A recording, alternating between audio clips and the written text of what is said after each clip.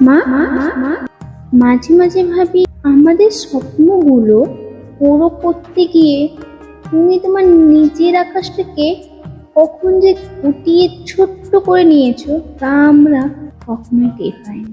বুঝতে পারছো?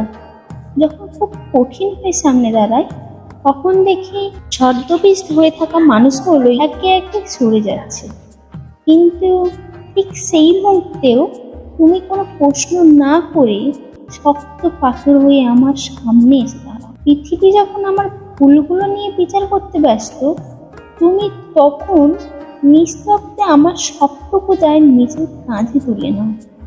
মা, তখন খুব একা লাগে, বুক পেটে কান্না আসে। তোমার কোলে মাথা রাখার ওই যে শান্তি পৃথিবীতে আর কোথাও নেই। এই স্বার্থপর পৃথিবী তুমি আমার একমাত্র জায়গা, যেখানে আমি আজও নিশ্চিন্তে শ্বাস নিতে পারি।